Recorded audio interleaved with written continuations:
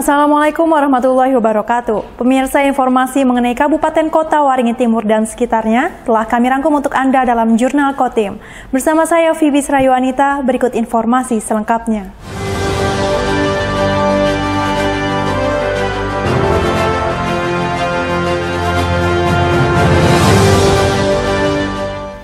Berita pertama, pemirsa, kebakaran hutan dan lahan masih membayangi Kota Sampit, Kabupaten Kota Waringin Timur. Seperti pada Senin 16 Januari kemarin, di mana dalam sehari terdapat 2 titik kebakaran lahan yang terjadi, yakni di Jalan Pandawa dan Jalan Pramuka, Kecamatan Mentawa, Baru Ketapang. Kebakaran lahan pertama terjadi di Jalan Pramuka Sampit. Sekitar pukul 1:30 siang, petugas pemadam kebakaran yang mendapat informasi itu langsung mendatangi lokasi dan melakukan pemadaman. Sementara lokasi kebakaran lahan kedua di hari yang sama terjadi di Jalan Pandawa Sampit sekitar pukul 3:30 sore. Total luasan lahan yang terbakar di 2 lokasi berbeda tersebut mencapai 2 hektar lebih. Dan di 2 lokasi itu juga, kebakaran di lahan milik warga tersebut diduga terjadi atas unsur kesengajaan. Kepala Dinas Pemadam Kebakaran dan Penyelamatan Kota Waringin Timur, Hawianan, pada Rabu 18 Januari menyebut, penanganan kebakaran dan lahan saat itu menjadi prioritas karena lokasinya yang dekat dengan permukiman warga. Dengan hadirnya petugas damkar, selain bertujuan memadamkan kebakaran lahan, juga untuk memberikan rasa aman dan tentram bagi masyarakat. Kesengajaan bisa saja terjadi itu, bisa saja. Karena kalau kita melihat di situ juga ada lahan yang bersih, sudah dibersihkan tapi itu terbakar. Jadi kita dari pemadam melihatnya itu mungkin ada sebagian itu yang disengaja dibakar gitu. Tetapi karena dekat pemukiman kita juga merasa perlu ditangani untuk ketentraman masyarakat sekitar pemukiman. Jadi intinya ketika masyarakat merasa tidak tentram dengan adanya api di sekitar pemukiman mereka, ya kita padamkan, kita tangani gitu. Jadi lebih ke situ. Jadi kalau misalnya agak jauh, misalnya di tengah hutan, barangkali itu dikategorikan kebakaran hutan, mungkin perlu penanganan bersama itu. Mengingat cuaca yang belakangan cenderung terik dan minim hujan, ditambah lagi kebakaran lahan yang masih membayangi wilayah Kota Sampit, maka Dinas Damkarmat setempat meningkatkan kesiapsiagaan dan kewaspadaan terhadap ancaman terjadinya karhutla. Masud Badarudin, Hayat TV.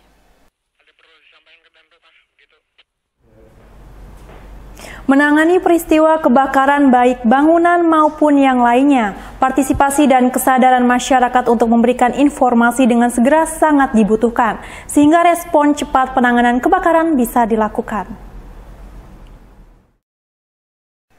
Peristiwa kebakaran terutama bangunan kerap menarik penasaran warga, bahkan tidak sedikit yang langsung mengabadikan peristiwa itu menggunakan ponsel genggam mereka. Padahal petugas pemadam kebakaran belum ada di lokasi karena belum mendapatkan informasi. Tidak jarang kondisi seperti itu dialami oleh Dinas Damkar dan Penyelamatan atau Damkarmat Kota Waringin Timur yang membuat penanganan kebakaran menjadi lambat. Untuk itu, Kepala Dinas Damkarmat Kota Waringin Timur, Hawianan, mengatakan partisipasi dan kesadaran warga sangat diperlukan agar segera memberikan informasi jika mengetahui adanya peristiwa atau hal-hal yang berpotensi menyebabkan kebakaran. Hal tersebut sangat dibutuhkan agar penanggulangan kebakaran bisa ditangani sedini mungkin. Dengan begitu, respon cepat penanganan kebakaran untuk mencegah kebakaran yang lebih hebat dapat dilakukan. Ya, namanya masyarakat ya. Kadang-kadang dia mau selfiean gitu kan, mau kasih tahu tapi enggak, lambat dia menyampaikan gitu. Jadi itu juga perlu disampaikan kepada masyarakat. Kalau ada kejadian yang dihubungi damkar lah dulu. Jangan kita upload di media sosial dulu kan. Jadi kalau bisa itu hubungi damkar lah dulu, biar cepat penanganannya maksudnya. Ini jadi nanti apa namanya, kita tidak bisa ngejar time responnya, jadi penanganan bisa lambat. Yang saya khawatir petugas kita sampai bangunannya sudah habis, lambat ditangani karena nggak disampaikan. Makanya kami, salah satu langkah kami membagikan stiker nomor yang bisa dihubungi damkarnya itu. Sebagai upaya meningkatkan kesadaran warga terkait hal itu, Dinas Damkarmat Kota Waringin Timur terus melakukan sosialisasi kepada warga, termasuk menyebar stiker imbauan berisikan nomor telepon damkar yang dapat dihubungi. Masud Badarudin, Hayat TV. Beralih ke berita lain pemirsa, tim rally wisata Kota Sampit akan segera dilaksanakan dalam waktu dekat. Ikatan Motor Indonesia atau IMI Koordinator Wilayah Kabupaten Kota Waringin Timur menargetkan event tersebut dapat diikuti oleh 100 peserta. Tim rally wisata Kota Sampit menggunakan mobil akan dilaksanakan selama 2 hari, yakni pada tanggal 21 dan 22 Januari 2023. Hingga Rabu 18 Januari telah ada sekitar 50 peserta yang sudah mendaftar.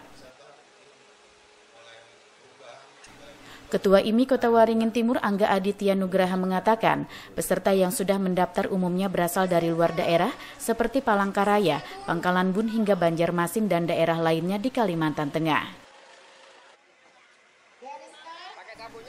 Angga menargetkan peserta tim rally tahun ini mencapai 100 peserta atau mobil.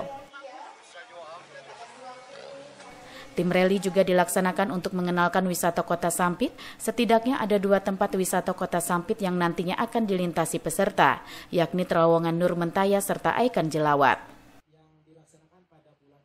Alhamdulillah untuk sampai detik ini sudah terkumpul 50 orang. Target kami itu mencapai 100 orang.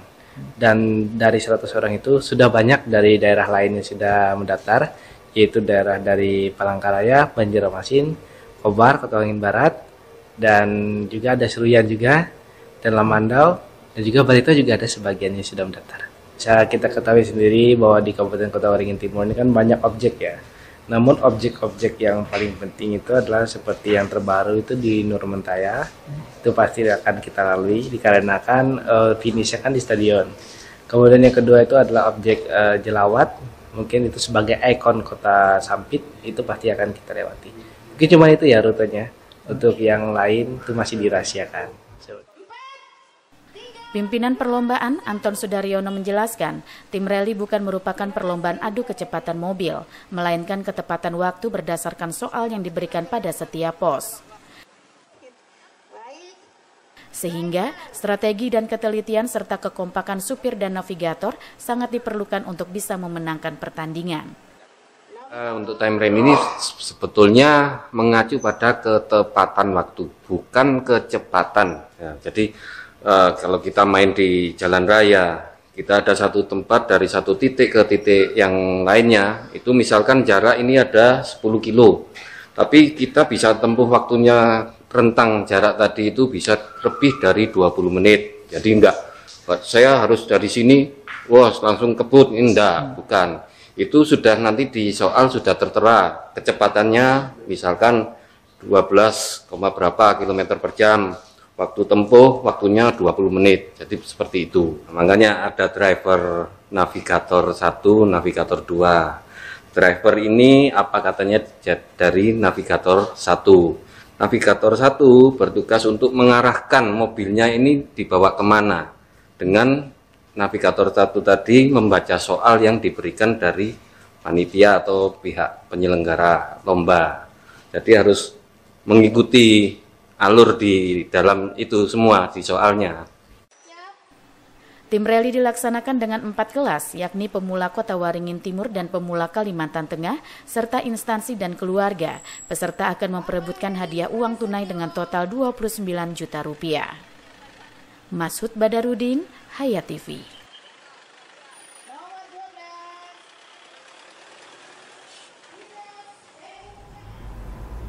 Harga emas perhiasan di Kota Sampit semakin berkilau jelang perayaan Imlek tahun ini atau 2 pekan terakhir mengalami kenaikan yang cukup tinggi. Jika sebelumnya jenis 999 atau 24 karat dijual Rp895.000 per gram, kini tembus di level Rp920.000 per gramnya. Hampir 2 pekan belakangan ini, harga emas perhiasan di Kota Sampit mengalami kenaikan yang cukup tinggi. Seperti pada emas perhiasan jenis 99 atau 24 karat yang harganya terus terdongkrak. Jika pada bulan Desember 2022 lalu, emas perhiasan jenis ini dijual Rp895.000 per gram, kini tembus di level Rp920.000 per gram. Haji Sani, owner toko emas mitra baru di Kompleks Pertokoan PPM Sampit, Rabu 18 Januari 2023, mengakui naiknya harga emas saat ini selain kurs rupiah terhadap dolar juga dipengaruhi perpolitikan dunia. Sebagai pedagang, dirinya hanya bisa mengikuti perkembangan emas dunia. Jika terjadi kenaikan, maka otomatis harga emas di pasaran akan ikut naik. Meski logam mulia itu naik, namun belum memberikan pengaruh besar terhadap minat beli maupun jual masyarakat yang cenderung stabil. Saat ini menurutnya, pemesanan membuat emas 99 atau 24 karat masih tinggi peminatnya dikarenakan banyaknya pilihan model serta cukup menguntungkan untuk dijadikan investasi. Pada Rabu 18 Januari 2023, harga emas perhiasan jenis 99 atau 24 karat dipatok Rp920.000 per gram. Kenaikan juga terjadi pada emas jenis 750 atau 17 karat dari Rp750.000 menjadi Rp800.000 per gram. Demikian juga pada emas jenis 700 atau 16 karat yang sebelumnya Rp710.000 naik di kisaran Rp725.000 per gram. Sedangkan pada emas perhiasan jenis 420 dan 375 yang sebelumnya dibanderol di harga Rp440.000 dan Rp420.000 per gram, ikut terdongkrak naik menjadi Rp470.000 dan Rp430.000 per gramnya. Yunus Muhammariza, Hayat TV.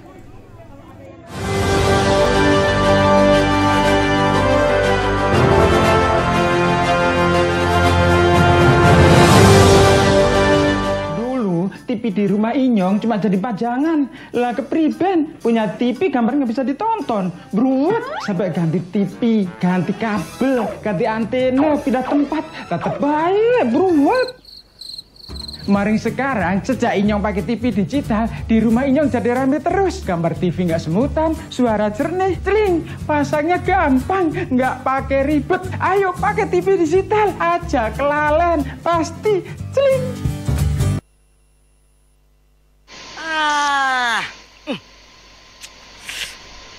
Gambarnya jangkrik. Ya, TV-nya masih analog ya? Ganti dong ke digital. Digital? Ya, digital. Tinggal install set-top box, gambar tajam, channel banyak, tanpa iuran bulanan. Hey, gimana? Bagus kan? Gambarnya jangkrik. Hah? Sambut era digital dan nikmati kesempurnaan gambarnya. Yuk nonton siaran televisi digital. Bagaimana ya cara menangkap siaran televisi digital? Pertama, pastikan di daerah Anda sudah ada sinyal siaran televisi digital. Kedua, gunakan antena UHF di dalam atau di luar rumah Anda. Ketiga, pastikan televisi Anda sudah dilengkapi penerima siaran digital DVB T2. DVB T2 merupakan jenis sinyal yang digunakan Indonesia dalam penyiaran televisi digital. Keempat, pilih auto scan, lalu pindai televisi Anda. Bagaimana jika televisi Anda masih analog? Pasangkan set-top box, televisi Anda otomatis menangkap siaran digital. Bersih gambarnya, jernih suaranya, canggih teknologinya.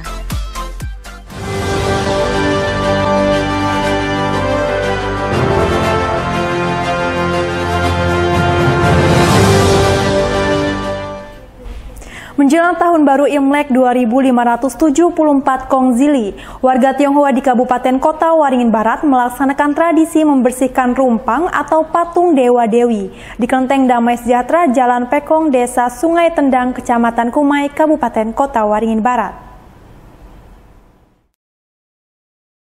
Sejumlah warga Tionghoa yang beragama Konghucu di Kota Waringin Barat mulai melaksanakan tradisi bebersih rupang di Kelenteng Damai Sejahtera, Jalan Pekong, Desa Sungai Tendang, Kecamatan Kumai, Kabupaten Kota Waringin Barat, Kalimantan Tengah. Mereka menyiapkan air dalam wadah yang ditaburi bunga melati, kembang, minyak wangi, dan yang lainnya. Para warga Tionghoa bersama-sama melaksanakan ritual pembersihan rupang. Mereka mencuci dan mengelapnya dengan kain di setiap detail lekungan rupang.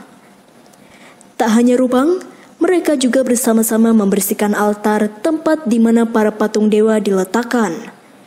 Pembersihan rupang merupakan momen pembersihan jiwa atau menyucikan menjelang Tahun Baru Imlek 2574 di tahun 2023. Ritual memandikan rupang ini dianggap upacara sakral karena merupakan manifestasi rasa bakti etnis Tionghoa kepada leluhurnya.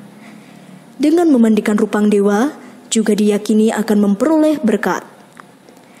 Ketua Majelis Agama Konghucu Indonesia atau Makin Kota Waringin Barat, Erik Munandar mengatakan, tradisi yang biasa disebut Jingdung ini tak boleh terlewatkan sepekan menjelang Tahun Baru Cina. Pada hari yang dimaksud, para dewa dipercaya naik ke langit dan meninggalkan rupang. Mereka dikisahkan tengah melaporkan hal-hal yang terjadi di bumi yang telah dicatat selama setahun. Sewaktu rupang kosong, pengurus-pengurus kelenteng maupun vihara akan langsung memandikannya. Tujuannya supaya yang akan datang sembahyang lebih bersih dan sempurna. Tahun 2023 adalah tahun kelinci air yang dimulai pada 22 Januari dan berlangsung hingga 9 Februari 2024 mendatang. Diprediksi, Imlek atau musim semi tahun ini akan membawa peluang luar biasa.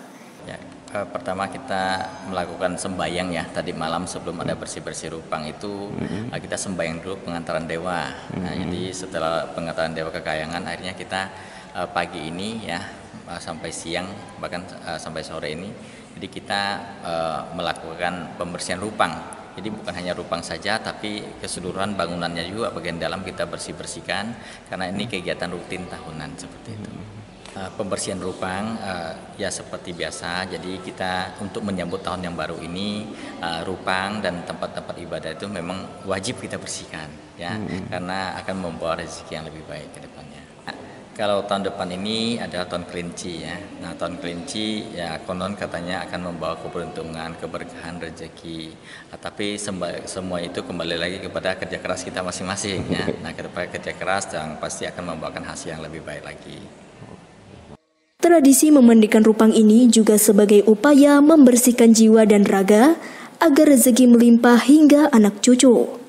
Dalam kalender Cina, tahun Imlek kali ini akan jatuh pada 22 Januari 2023. Umat Konghucu yang ada di Indonesia, khususnya di Kota Waringin Barat, berharap perayaan Tahun Baru Imlek yang memiliki sio kelinci ini berjalan dengan lancar. Jamri, SBTV. Seekor orangutan jantan berusia sekitar 10 tahun dengan berat 30 kg masuk ke area Bandara Iskandar Pangkalan Bun, Kabupaten Kota Waringin Barat. Seekor orangutan jantan berusia sekitar 10 tahun dengan berat 30 kg masuk area Bandara Iskandar Pangkalan Bun, Kabupaten Kota Waringin Barat. Atas laporan dari pihak bandara dan TNI Lanut Iskandar, petugas konservasi wilayah atau SKW 2 Balai Konservasi Sumber Daya Alam BKSDA Pangkalan Bun, Kalimantan Tengah bersama Orangutan Foundation International langsung melakukan evakuasi. Kepala BKSDA SKW 2 Pangkalan Bun, Dendi Setiadi mengatakan, BKSDA SKW 2 Pangkalan Bun bersama OVI, Lanut Iskandar, dan APSEK berhasil melakukan penyelamatan individu orangutan yang masuk kawasan Bandara Iskandar pada hari Jumat 13 Januari 2023 sekitar pukul 10.30 waktu Indonesia Barat. Tim BKSDA SKW 2 Pangkalan Bun pertama kali menerima laporan dari Kepala Absek Iskandar Murdoko pada hari Jumat pukul 9 waktu Indonesia Barat. Saat itu menurut pihak bandara, individu orangutan tersebut terlihat di kawasan hutan jogging track Bandara Lanut Iskandar. Pada hari Jumat tanggal 13, saya ditelepon oleh Komandan Absek Bapak Murdoko bahwa ada keberadaan orangutan di sekitar runway Bandara Iskandar.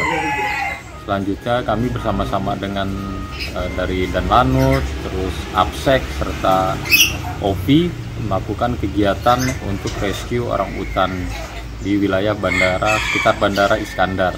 Proses evakuasi memang kita membutuhkan waktu hampir kurang lebih 2 jam karena orangutan tersebut pindah dari satu pohon ke pohon lainnya sehingga agak menyulitkan tim rescue untuk melakukan kegiatan penyelamatan orangutan.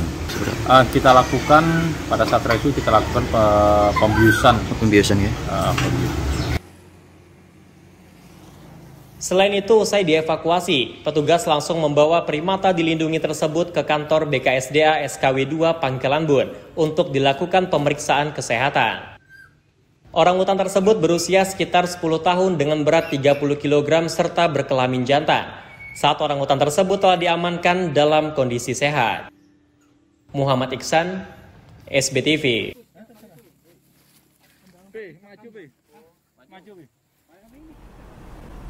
Pemirsa, demikian informasi tadi sekaligus menutup jumpa kita pada kali ini. Saya Fibis Rayuanita mewakili jajaran yang bertugas mohon undur diri dari hadapan Anda. Terima kasih dan sampai jumpa. Wassalamualaikum warahmatullahi wabarakatuh.